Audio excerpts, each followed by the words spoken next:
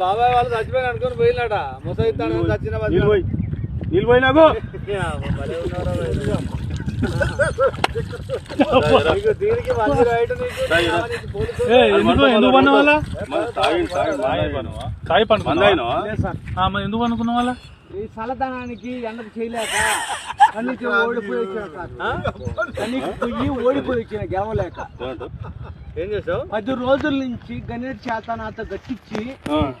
నా కష్టం దోచుకొని గణేట్ రాయ్ నాకు అంటే డబ్బులు ఇచ్చారు